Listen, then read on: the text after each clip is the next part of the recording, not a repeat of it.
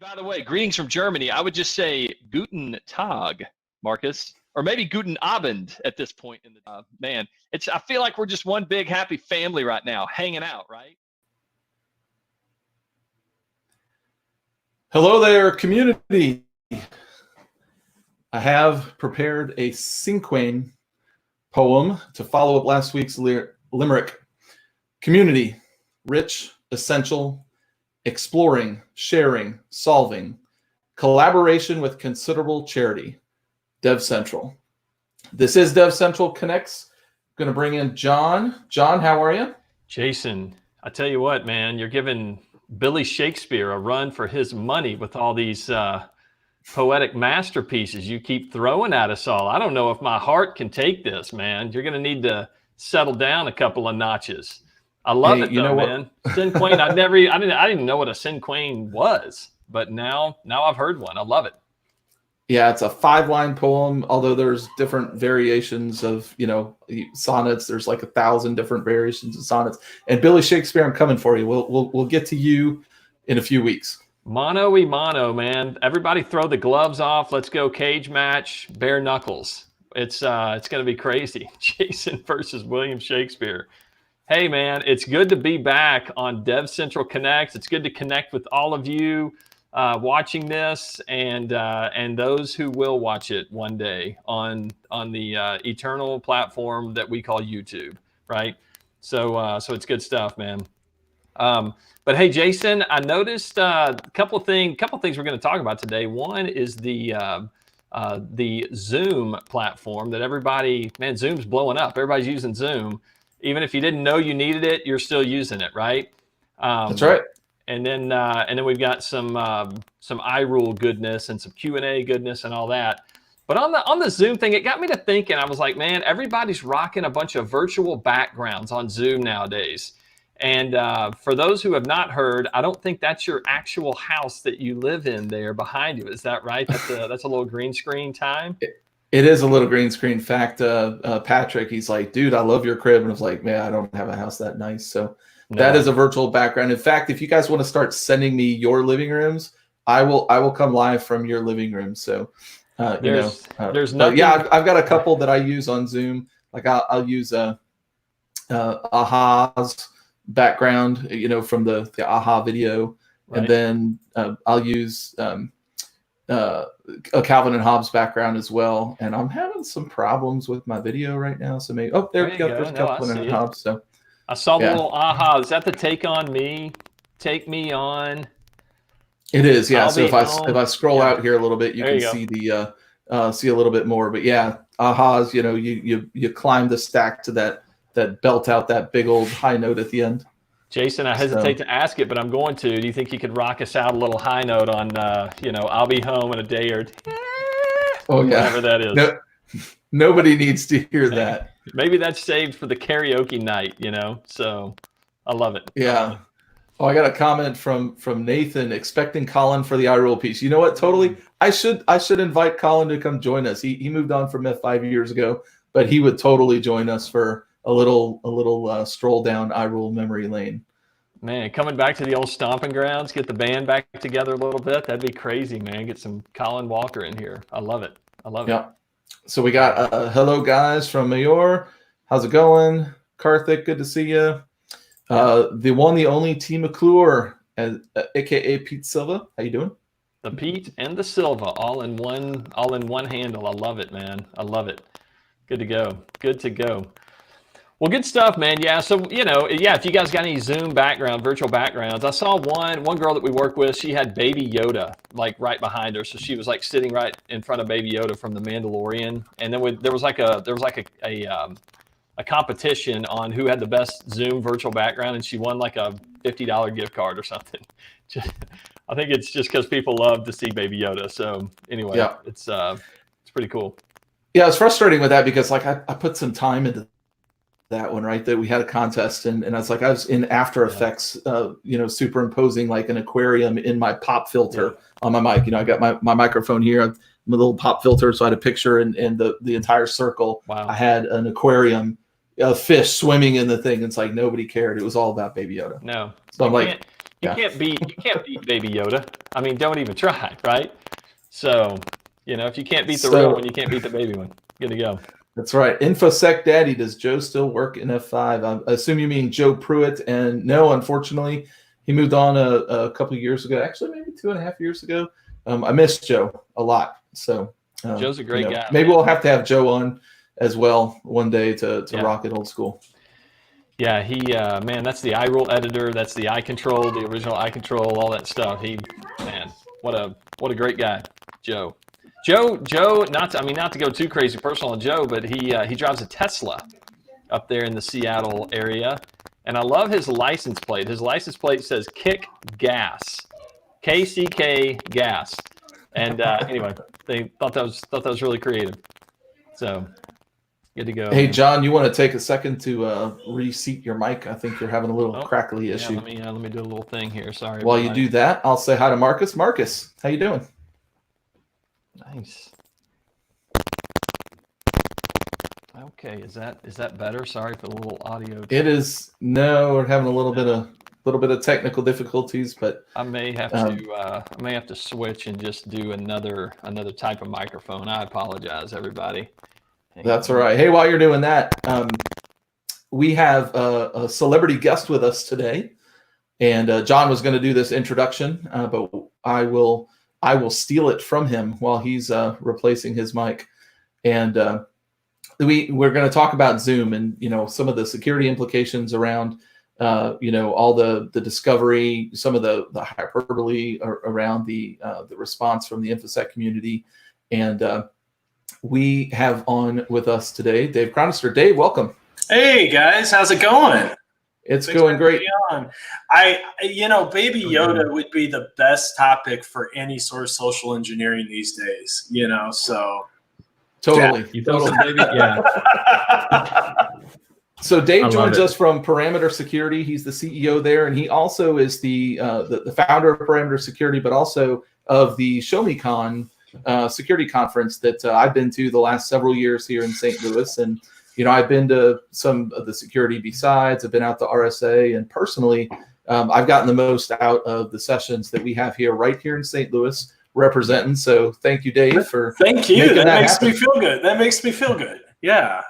We I've been all over the world to conferences, and we said, hey, let's have one that everybody's a rock star, the sponsors, the attendees, and the speakers, and it just works out great. So every year I go, we're not going to get any better, and it's everybody else that makes it better every year. So thanks for the kind words. Yeah, absolutely. It's a great conference. So, John, you want to lead us in with what is this whole kerfluffle with Zoom? Yeah, man. So first of all, hang on. First of all, can you hear me okay? Yep. Good to go, man. Sorry about that. I was testing out a new microphone, and I did it right before this thing started. And you never do that. It's like a live demo. You guys have been there with the live demos, and it's ridiculous. So anyway, I will save that for another day. But hey, man, yeah, Dave, great to have you on. I really appreciate it. Like Jason said, rocking out the great work over at Parameter Security since back in 2006, the founder and CEO, and man, but we thought we would get some great just input or analysis, if you will, on the whole Zoom thing. So everybody's using Zoom, and just to give maybe a really quick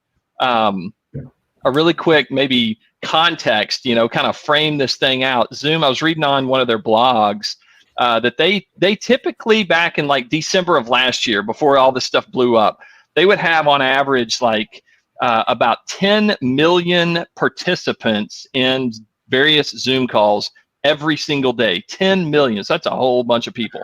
After the coronavirus quarantine and all that kind of crazy stuff, they now have an average of over 200 million people every day.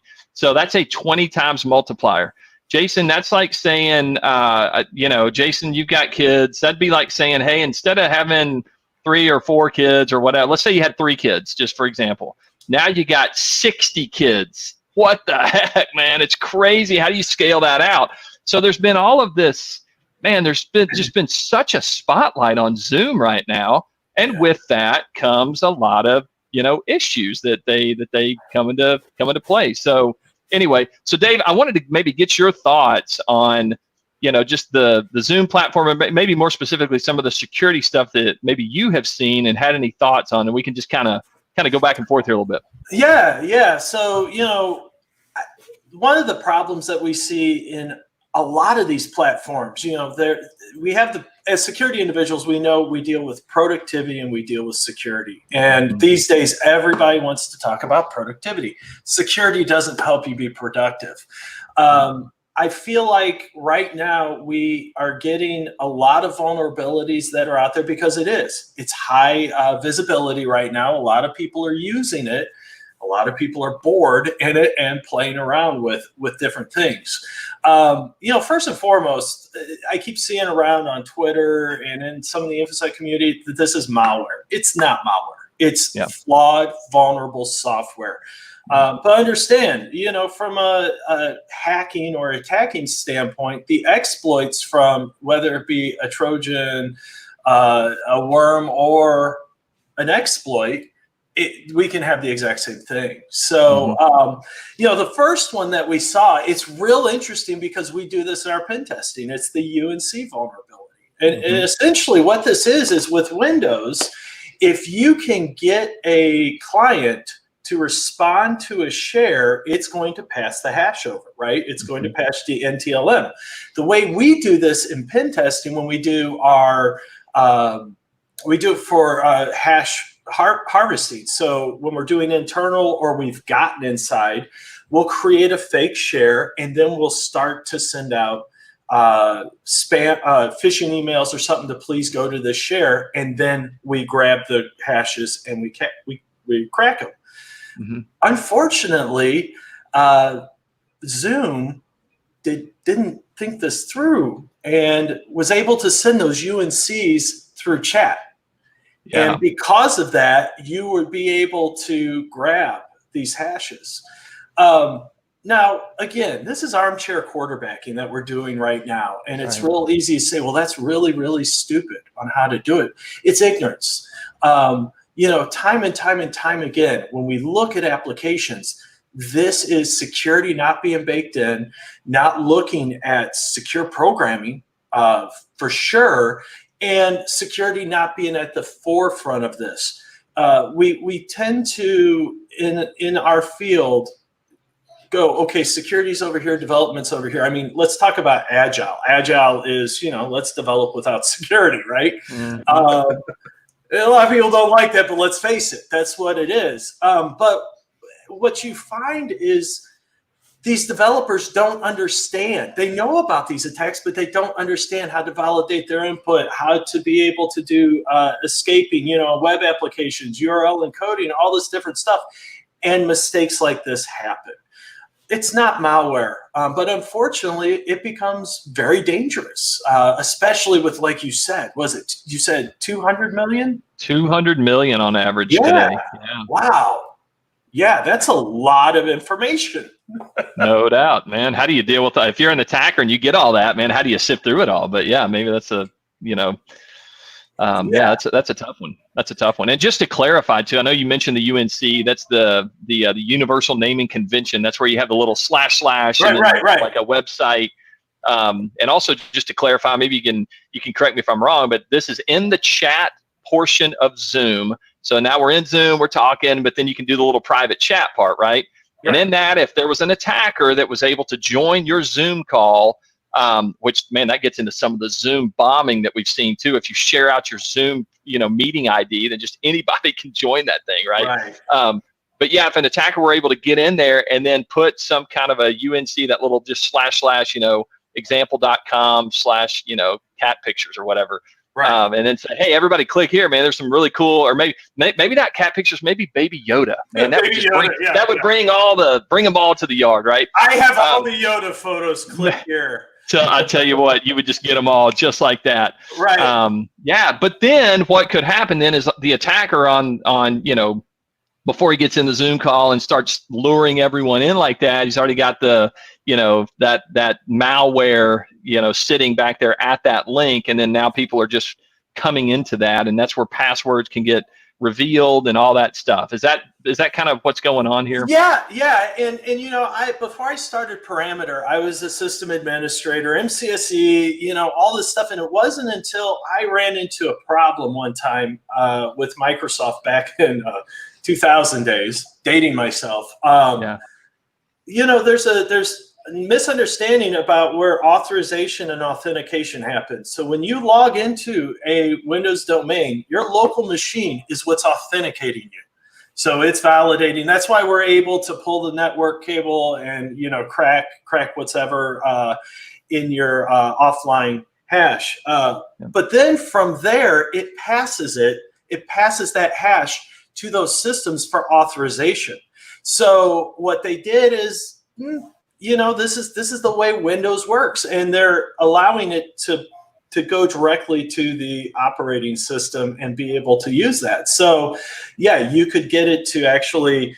Now you have to be on that local network, right? So if I get John to be able to click this, I'm not going to be able to get on Jason's system. However, I could be able to get it to download maybe some sort of information, or more importantly, we use a tool called Responder, and Responder is what grabs those hashes. And they're actually using, and the researcher that found it used Responder. So using Responder, getting that, we're just grabbing those hashes, and now we crack them. And everybody remembers, Windows hashes are not salted. So it's fair game at that point. Man, no salt. We need to add some flavor. We need to put some salt on those hashes. I always said, when you create a domain, when it creates a domain, why doesn't it salt the hash? But I'm not Microsoft. I wish I had Microsoft money. Right. But it keeps us our IR the part in business. So that's right, man. Yeah, exactly. Yeah. So maybe everybody's got a part to play. No doubt about it. Yeah, awesome. I got a quick question. Do you think the Zoom thing was overblown due to the times, or was it a valid freak out? I think it's always a valid freak out. I think the response, and unfortunately, I think this happens in InfoSec a lot, was overblown. Zoom sucks. Zoom doesn't know what they're doing. This, as Obama used to say, this is a teachable moment. This is the point where you actually go, hey, listen, end users, just because someone has a product out there doesn't mean it's secure. And oh, by the way, you need to have security baked in. I mean, here's some ramifications that we have to look at. How many people are talking about PHI, PII, any sort of sensitive information? Those are being stored in chat. Those are being stored in video, just something like that.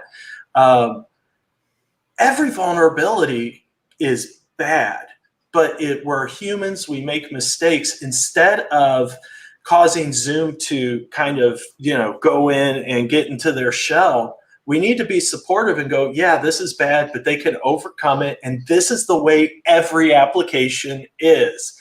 They are not bad compared to everybody else. It's just they found it this time. That's one of the thoughts that I had, is that, if you, the proverbial you, were to say, well, you know what, forget Zoom. I'm just, they had one security thing or maybe a couple or whatever. It's, I'm just going to stop using them.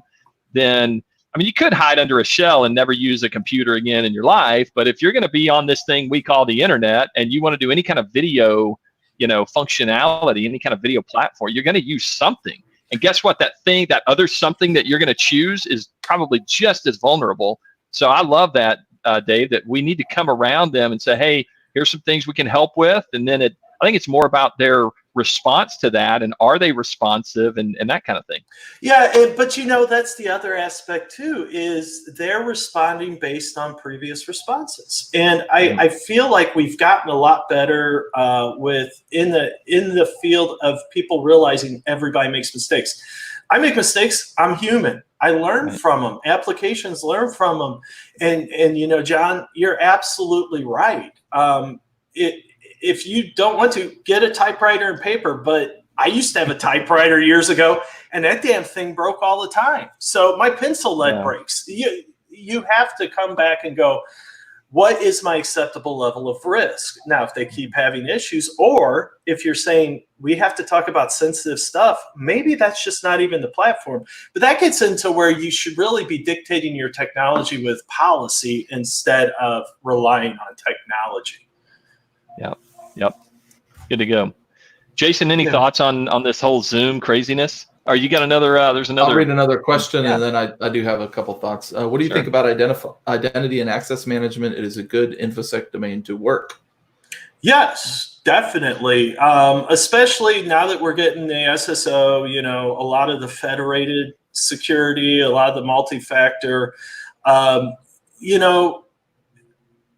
authenticity is one of the pillars. And to be able to work in that domain is extremely important, to ensure that we meet confidentiality, availability, integrity. Yeah, and let's always just remember, not only stuff like this, but Zoom going from, you said 20 million to 200 million, they solved the availability issues that a large credit card down the street from me, their technology center, couldn't handle. So there are other areas that they win, and all of them are equally important. Yeah.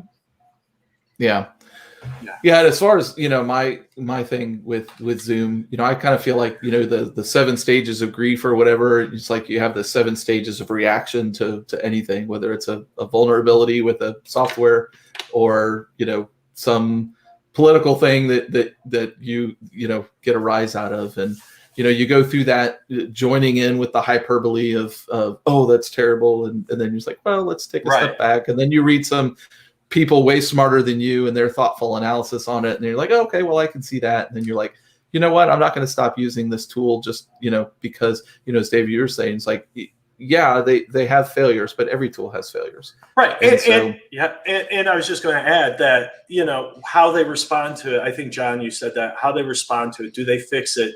Is going to be important, because that does build trust. Yeah. Well, and I will say in the last 2 weeks, I think I've gotten 5 different Zoom update stages. Whereas, I won't call names on other vendors, but sometimes very critical vulnerabilities sit for months or years because we don't really care. Well, and that does bring up one other thing real quick that is going around, is that there's 0 days being sold. And, one of the things that always bothers me is when they talk about 0 days, they go, it's unknown vulnerabilities. No, it's unpatched vulnerabilities. Day 1 is when that patch happens. And there have been large operating systems that go, we can't fix this. And so those vulnerabilities or those exploits sit out there. There's probably 0 days out there. There's 0 days everywhere. But, you have to use common sense when you're using this. And we have to tell our end users to use common sense. Yeah. Well, absolutely. And you go back to some of the OpenSSL things that they sat there for 15, 17 years unknown until somebody found it. Let's read the source code. Someone got real bored and said, let's read the source code. Oh, that works. Yeah. Yeah, exactly. Heartbleed was a big one, right? Goodness. We did a pen test where we did Heartbleed, and in that small amount, it dumped the domain admin password. My pen tester almost did a backflip, and I'm like, dude, you're going to break your back. But yeah. Right. Yeah, then we have other, broken systems, and that's your physical back, right? Right, exactly. Exactly. So from InfoSec Daddy, what's your thoughts on PCI DSS saying use WAF or alternatively use a SaaS tool? No. And I'm a QSA, we're QSAs. This is putting a Band-Aid on a hemorrhage. Secure programs, secure programs, secure programming. Yeah. Antivirus, IDS, IPS, WAFs are all IDS. They're signature-based. No matter if they're anomaly, heuristics, you can bypass those anyway. To say to someone, oh, we're just going to do this. No. You need to have secure programming. You need to test that. And then a WAF is there to kind of help you for maybe unknown consequences or to get the easy stuff. It's not a replacement. Unfortunately, as a QSA, we don't get much say, but no, like some of the other things, they're very wrong in that aspect to say, oh, just do that instead. Yeah, I think Oh, go ahead, Jason. Go ahead, man. I was just going to say, it's you're mitigating, you're not solving, right? Right. And so the mitigations are important, but the solutions are more important. And so secure coding, I know Jim Manico has been on the secure coding train for as long as I've followed him, and the OWASP top 10 really doesn't change a whole lot year after year after year because nobody's really learning the lesson. And there's people that are always like, hey, Dave, we want you to talk about the new attacks. We want you to talk about I started in IT in 1997. They're all the absolute same. It's just maybe the languages or what we call them. And it's like, let's solve this stuff. Let's start with a firm foundation, and then we can get into the neat tools and tricks to help get to more of acceptable risk. Yep. I got another question from InfoSec Daddy. What do you think about SoniCube Enterprise as a SaaS to DaaS tool? I don't have very much experience with it, so I'm not going to answer that. I will admit where I have strengths and where I have weaknesses. Again, a lot of these tools, and I'll just say this in general with most security tools, what's more important than to understand what they block, what they don't block, is what their threshold is, what they will protect, and then what's the area that they're going to get by. And with all security tools, when you're looking at your strategy, don't just go, I want this product because it's cool or because we get a figure out what those gaps are, kind of like what Jason was saying. This is helped to mitigate other areas. And it really depends on the circumstance. I'm going to go into my auditor phase. It depends. Yeah, that's right. That's always a great answer, Dave. It depends. Right. It depends. Right. When I figured out I was an auditor, I cried for like 5 days, and then I go, you know what? I'm an auditor. I get to use words, So, yeah. Expand your vocabulary a little now. It depends. Exception tracking. Let me see your exception tracking reports. all kinds of. And everybody kind of does that, So. I love it. Yeah. Well, all right. Man. Well, we are at the end of our time. In fact, I kept you a little longer than I planned on. I apologize for keeping you over time, but I appreciate you taking time to join us. It was fun. I love seeing you guys. I'll see you guys hopefully at ShowMeCon this year, and everybody stay safe. Thanks for havhaving me on. Dave, thanks so much, man. Really appreciate your time. Keep doing great things. Thanks. All right, man. Bye. All right. So Tony, I noticed you were out here, got a little, let's do this. So you heard Dave, budget approval for ShowMeCon October. So that's right. No, man, Dave, what a great guy. He's easy to talk to. You can tell he's right there in the thick of it, and doing a lot of great work. So I guess it's and I see you're showing Mr. Blood Sausage back to these two. Yeah, he did give a shout out to Dave. Thank you to Dave from Blood Sausage. And then back to you. Sorry, you're stuck with us now. Yep. Good to go, man. No, that's good. But just to kind of put a little bow on the package that is the Zoom conversation, I would say to anyone that's listening or whatever that don't go out there and say, hey, Zoom is completely horrible and I'm not going to use it anymore. I would say personally that they've done a good job of responding to the problems that they have seen. And like you said, Jason, they've had a lot of updates very quickly. So from an end user perspective, if you see an update, run it, or if you've got them automatically going, then work it that way or whatever. But I think that they're doing a relatively good job of staying on top of all that stuff. So I'm going to turn my autofocus off here because my camera, I'm having system problems today. My laptop is locked up several times. And I had a demo prepared with iRules, but I can't even get VMware to come up without completely locking my system today. So yay for live demos, but we're still going to walk through this. We're still going to walk through some things. Yeah, we can still look at the at this iRule though, right? I mean, we can pull up the code itself and just talk through what it does.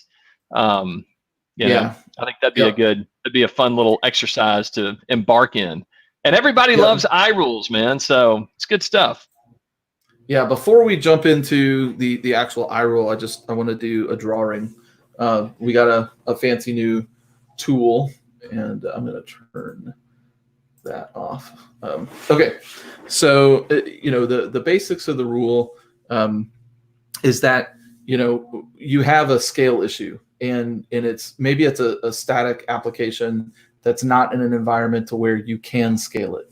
And the thing that brought this to the forefront was a couple weeks ago. I guess go back to about mid-March in the U.S. The world started shutting down, or at least the United States started shutting down because of the COVID. And for those of us who can work from home, that's not a big. I mean, it's still been a big impact for our families and all that. But from a standpoint of being able to work, we weren't impacted in the same way as a lot of people who were sent home and they're not able to work.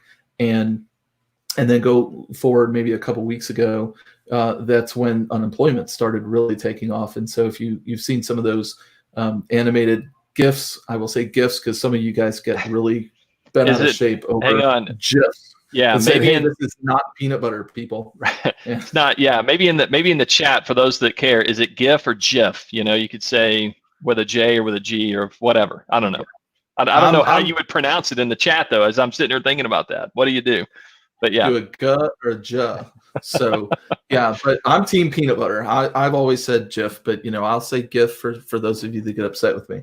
Well, really quick. When you pronounce the word giraffe, it's the J sound, right? And that's a G, but there are other G words that are not the J sound. So anyway, good to go. Blood Sauce MS Paint is your fancy new tool. No, I don't have a drawing package on this fancy new tool yet. It's a little tablet. Thank you for your amazing contribution there, Blood Sausage. And Leslie is G like golf. G like golf. So there we go. There's a she's GIF. Team GIF. Team GIF. Yeah. Team All GIF. right. So anyway, back to my story. We're about 2 weeks ago, unemployment sites started getting nailed, and because everybody's filing for unemployment, and they were having some problems because from the sheer scale in the U.S. of people out of work, and so this idea of a waiting room came into play. And so real quick before I draw, I want to bring. Let me see back here. Yeah, so that's the big IP that's not going to come up because my VMware is sad. But anyway, a couple years ago, Tunke Sahin wrote an iRule for building your online waiting room with a big IP. And so the point here is that you have extreme traffic, you have a virtual waiting room via an iRule, and then eventually you're going to get redirected back to where you want to be. And so with that in mind, I took what was originally submitted in 2017, made a few changes to it, and then I was going to demo that, but no demo, but at least I can show you some of what we did. So from a drawing architectural standpoint, say you have 4 clients out here, and you have your big IP, and then you have your server farm back here. That's phenomenal penmanship with a mouse and a mouse pad, Jason, on MS Thank Paint. you. Beautiful.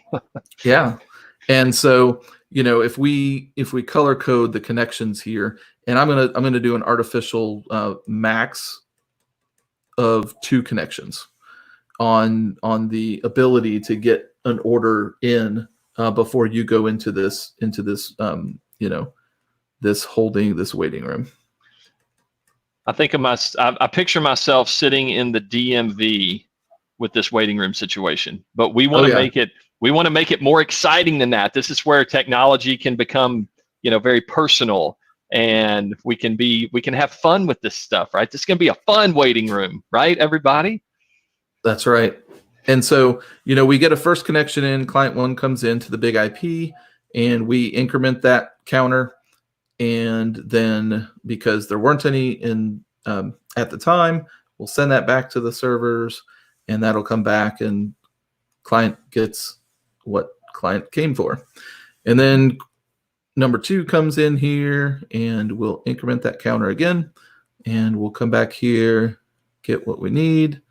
And so connections live for a certain amount of time. So even though maybe those transactions have completed, those connections are going to be alive for a little bit of time, depending on how your timers are set up. And so let's bring in client number 3 now. And client number 3 comes in, and we increment that counter, and now we say, whoa, that's bad news. I'm going to not send anything back to the back, and I'm going to instead respond to you with a 503 error. And in that response, going to have a meta refresh with some interval. In the demo, it was set to 60 seconds.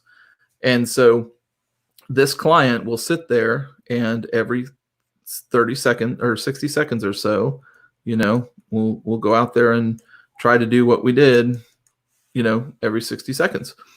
So let's say that up here, this connection is finally cleaned up. And so now we're back down to 1 active connection, and this one's sitting out here. And while he's in the middle of his refresh time, he's sitting out here, and say he's only 27 seconds in. Client number 4 comes out here and says, hey, I'm going to come in here and I'm going to steal your lunch money. And is this the guy, hang on, is this the guy at the DMV that tries to get in and get his driver's license, and you've been there for like an hour? Yes. And you want to say, hey, get the heck to the back of the line, dude. I was here first. It's that guy. It's the people who buy the fast passes at Disneyland. And so you're standing for an hour, and you see them trickling past you right to go up. to the front of the line. They walk right up and they get on. Yeah. What is that? The attractive people that the bouncers pull out of line to go, to go in first. Yes, it's those people. That's number 4. Who are you, number 4? Gotcha. So number 4 thinks they're going to come in here and get to the front of the line, and the reality is that with the way that the sessions are tracked in the table in session memory, then no, they're also going to get a 503, and then the next time when his timer expires, he's going to come in. Let me see. I was on orange for him. That didn't update my color. Orange is going to come in, and we're going to go ahead and let him through. Mm-hmm. And so they'll, it's a first in, first out kind of queuing system for those who are in the waiting room. Yeah, gotcha. And so that's, that's how that whole thing plays out. And so I thought we would let me pull that out, and then we'll come back over here and take a look at the actual code itself. Yep. Okay. I love it. So the iRule itself is really not that complex. We're looking at HTTP requests because these were, for a web application. And now the way that he built it was that this could be scaled amongst multiple URIs. So you could apply this to, not just my local FQDN of test.test.local. Mm-hmm. This one is looking at this specifically. If we were going to grow it more than that, you might build a class in here. This part here is not necessary if you are not passing back JavaScript. In my example, and you can see it in the article. Can go back to in my example, I'm using the JS just to have a bouncing ball to entertain you. It's kind of like that dinosaur that Google gives you when you don't have internet service. It's just something to entertain you while you're waiting. Well, that gets to the heart of the creativity of it all. That you could do really is with this page that you serve up to those in the waiting room. You can do, man, the sky's the limit, right? With whatever you want to do. You can make a little Pac-Man game. You could You could do all kinds of different stuff. You could do a bouncy ball, right? Right. You can get as creative as you want, and on the front end where your big IP is, if you have the resources to be able to do fancy things, then you can do that. Assuming that the real problem is the scale of the application, not the traffic level of your entire environment. Because if your entire environment is a traffic problem, and that's why you're needing to respond like this, then you probably don't want to have super fancy things that take up a lot of bandwidth and resources. Right. But in this case, it's make any request comes in for that JavaScript, then we're going to go ahead and send that back, and we've just got that JavaScript blobs in an I file on the big IP. And this is the TCP close and return. This is because later in here we also have an HTTP respond.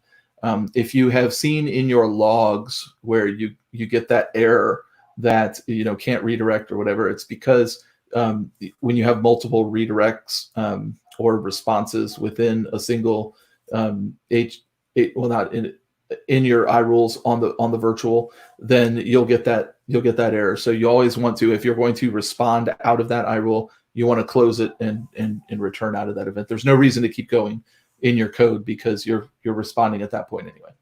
And that'll clean up your log files by doing that. And then he's just setting a bunch of variables to track. Here's my max visitors. That's my arbitrarily very low, just for testing purposes, to get in there. Although, really quick, to pick on the DMV again, I have seen them only serve 2 visitors at a time while they got 100 in the waiting room. So maybe that's not so arbitrary, but to your point, yeah, you wouldn't put the max visitors at that low of a number. Yeah, and incidentally, I don't know where it is everywhere, but in Illinois, they've gone to this like letter and number combination. Oh, it's so ridiculous. And so there's no rhyme or reason as to what column. I mean, maybe they have one, but I think they just do it to keep you guessing. I've literally seen people almost get into a fist fight over that. It's like I'm S65 and the other guy's just 65, and I'm like, could we make this any more confusing at the DMV? And and then the wrong person gets up, and then it just chaos ensues. Anyway, we digress. It's good times. Yeah, and then so you're setting a bunch of different variables here. And this, from a variable perspective, variables sometimes are necessary because you're using them in different places in code, and you need that value to be the same. So if it's possible that value would change when you first use it to when you would use it later, that's when you absolutely have to use variables. Sometimes you use variables just because of readability. You want to be able to understand what your code is saying. And so I think the trade-off there is performance, right? You're using additional resources. You don't have to use to use variables, and that's the case with a lot of these. And then he's looking at, in this case, we're looking if the visitors are behind a proxy or not, to be able to track them independently. And then here you're using the session table, and you're doing that via the table command. You can do that via the persist command, the session command, or the table command. You have a lot more functionality within the table command to get access to that session table, and so that's what's being used here. And DMV equals waiting room bingo. Yeah. Yeah. Blood sausage is pretty much. Yeah, exactly. And then he had some additional monitoring. So they have a monitoring tool that was pulling in on his example. I pulled that out because I didn't have a need to have a monitoring tool built into this. But one of those things is to be able to get the count of your table values, and so I left that part in, but I removed some of the additional tables that were specific to their monitoring tool.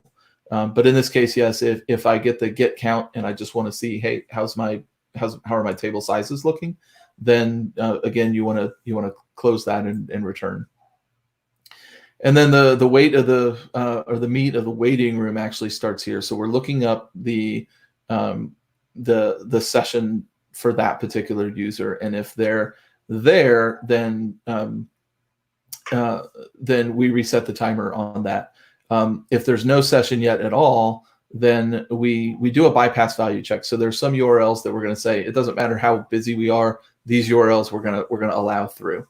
So we're not going to do anything. But if not, and the visitor count is less than the max number of visitors we have, we're going to go ahead and add that that entry for that visitor to the table. I'm sorry, if it's less than. If it's obviously if it's not more than, then we're going to add them to the waiting room and then respond with that 503. So this is the one where we're just building out our count of how many people are actually here. This is the one where we're actually starting to build out the waiting room. Yep. And then we respond with that 503. Then we close out the connection. And I don't need a return here because I'm at the end of the iRule. Yeah. And so that here I was going to do siege. Siege is a command I've found recently. I usually use Apache Bench, which is just AB. But siege is kind of cool and new, and so I've been using that. And so I was going to test from 2 local VMware or virtual machines, so that my third one could be my browser, and I could show you that fancy thing, and I could actually show you this, but I can show you here just in the static. It's just not as cool. Yeah, that's the iRule. I kind of wanted to see the ball bounce up and down. So just for those that would ever go to this article, it's on DevCentral right now.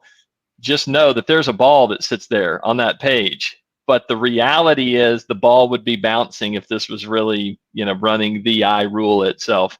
But this is also where you can get really creative, and it doesn't just have to be a bouncing ball. It could be all kinds of different stuff. I know we've already talked about that, but this is really cool. One place that I have seen a similar kind of thing here in the United States. There's this big coronavirus stimulus package and all that, and the IRS is handing out money at this point, to different taxpayers and all that stuff. So people are going crazy. You can only imagine. Hey, I really want my money right now, right?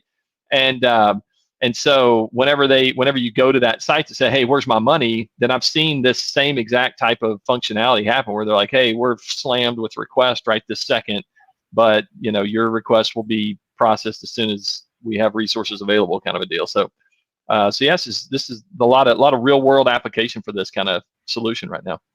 Yep. I was going to see if I could pull it up real quick. I don't remember the title of it, but the article, yeah. So this is a callback to, it's not exactly the same code, but I wrote an article a long time ago about extending, sorry pages with iFiles. And I actually had the F5 ball kind of bouncing around and leaving a trail and all that. I did do it this time because I'm more brand aware now than I used to be. So right, yeah. The marketing department has indoctrinated you. You've drank the Kool-Aid. It's beautiful. Yeah. No, that's awesome, man. It's like you said. I mean, this is where the humanity comes into it of technology, and we're all human, kind of a thing, and we're solving real human problems. So it's cool to be able to do that. Yep. Okay. I am going to reset my my other desktop, and we're going to talk about some posts of the week from DevCentral. And now that we are, let me switch screens here. Okay. And the first one up, Jason, just really quick, just so you know, I'm seeing your MS Paint canvas again.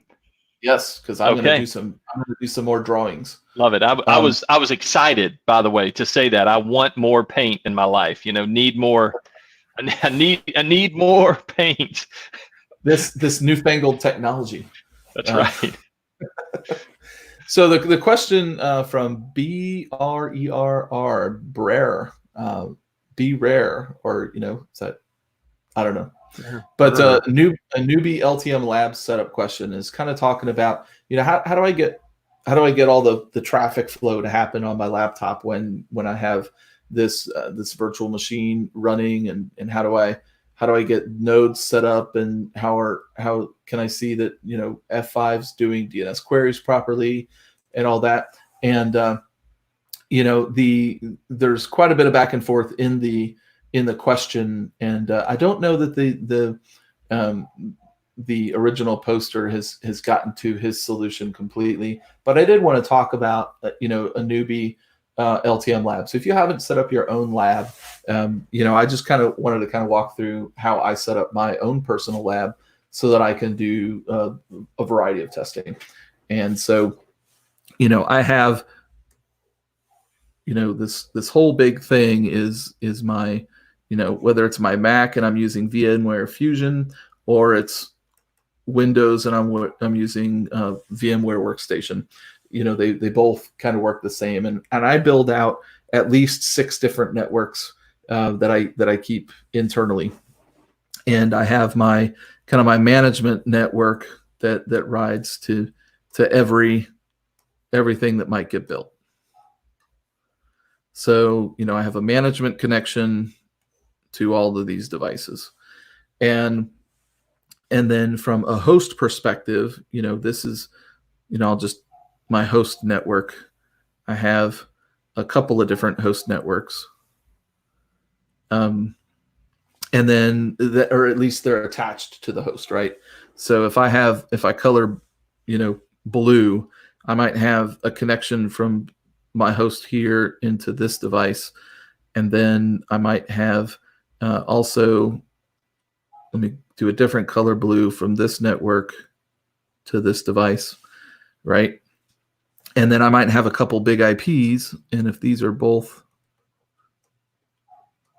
big IPs, right, I might have connected both of those to that network,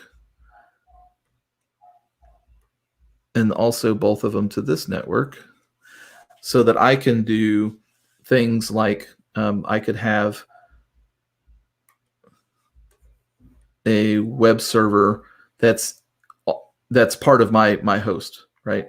So that's a locally defined on my host network and accessible. But then I might have some clients on. I colored that wrong. Sorry, guys.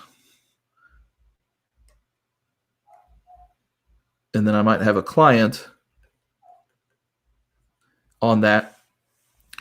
And then I might have some other Linux VMs here as well.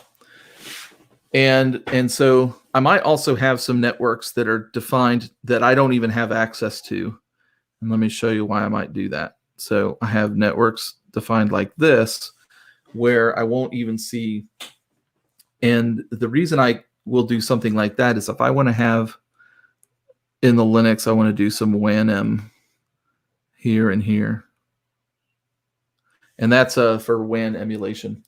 And that allows me to add delay and jitter and packet loss.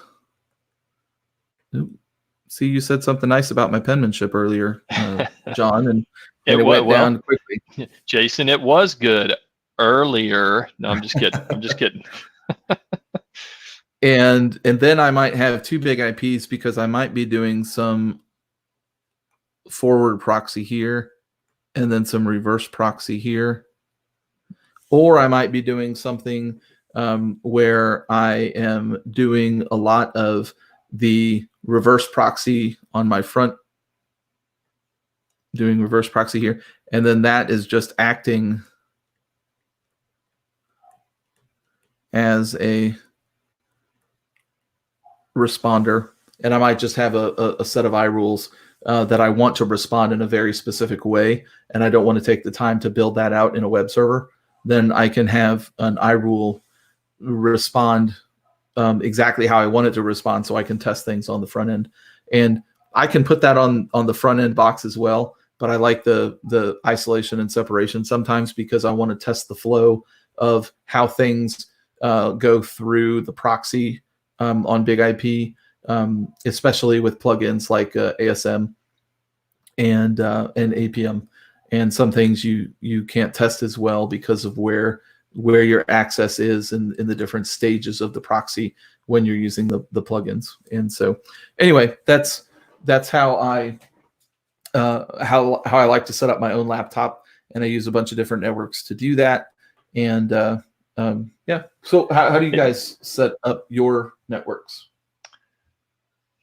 Anybody want to weigh in on that? Yeah, on the chat talking about. I know this is always an interesting conversation. People are like, "Hey, I want to test stuff out. I need to set it up. I've got to, whether it's just your own laptop that you use all the time, or maybe you have another one hanging out in the room in the back corner with dust on it, and you just want to fire it up as a homemade lab. It's a great thing to be able to set all this up for yourself. And the good news is you can. And it's I know there's a lot of lines, a lot of colors and all that going on, but it's not too crazy to be able to do all this stuff. So the cool thing with the cool thing with the way the IP addressing works out too, because you have host addresses in multiple networks, is that as long as you're using SNAT auto mapping, your clients and servers can both be on your host OS, and so that makes the if you only had a big IP and none of the rest of it, you can still do some pretty engaging and deep testing. Yep. Super cool stuff, man. So yeah, we appreciate that question.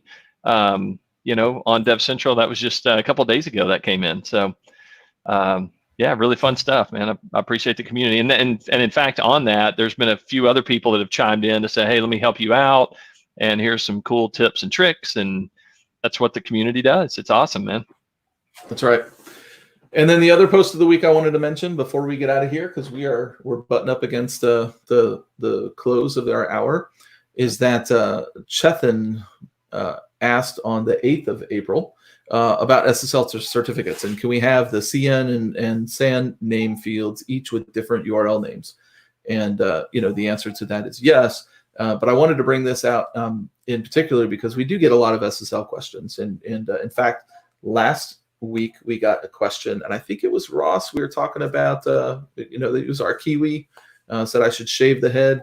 I think he was talking about SSL certification. Maybe it was a couple weeks ago. But working through SSL profiles and Wireshark, and trying to get through the 301B test, and so we get a lot of questions around on an SSL. So next week's show is going to be all SSL. We're going to talk first with the one, the only Rodrigo Albuquerque, and he's gonna do some deep dive on SSL profiles and Wireshark. And then we're going to close out with a discussion from one of our solution architects, Peter Scheffler, about certificate management. And we had another question. I don't know if it was last week or the week before. Maybe it was also 2 weeks ago. And talking about with Let's Encrypt and all these lifetimes of certificates, all of these lifetimes reducing. For those that do manual work on certificates, that increases the workload of how often you have to update those, and even if it's automated, you have to consider your automation tools and cron jobs and all of that. And so we're going to talk to Peter Scheffler about how certs are packaged and how they're deployed and what your options are and all of that. So we'll get into certificate management as well. It's going to be all TLS all the time next week. The entire session is going to be encrypted. So make sure you bring your encryption keys with you next week. Yep. And so Natish, absolutely, yeah, SAN takes preference over CN. That's correct. Great question, Natish. Yeah. Good to go, so man. With that, yeah. With that, I think we're another week in the bucket. This was fun. It's always fun to spend time here on DevCentral Connects, and want to say thanks again to Dave Cronister from Parameter Security with his insight into Zoom and all things security related. And you can tell, man, that guy's just he's enthusiastic, he's passionate about this stuff. So that's really cool. And then to be able to look through like a real life solution with this iRule, I think that was a really cool thing. So thanks for taking us through that, Jason, and always to highlight the community. and these questions that are out there. We would just encourage all of you to continue to participate in the community, whether that's asking a question or answering someone else's question, or just providing some, maybe some commentary, some color to one of the questions. Even if you don't have the answer, you say, hey, here's just a thought that I want to throw out there. So that's what makes this community great. So thanks so much. Yeah, and if you guys have any particular things that you want us to cover on the live stream, let us know. Drop a question into our email at devcentraledified.com. And Pete, any closing limericks? No, those are only for the top of the show, because I've not been through improv class, and I am terrible at it. And so you're not getting that out of me.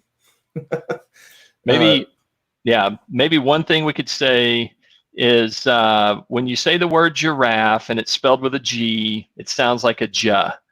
But when you say the word golf, it's spelled with a G and it sounds like a G. So as Blood Sausage noted, graphics interchange format, G is a G graphics. So not to stomp on your peanut butter jelly time there, Jason, but according to Blood Sausage, it's G GIF. Well, I am. It's not a hill I'm gonna, die on. No. So. Yep. But we appreciate Blood Sausage and his commentary. That's awesome.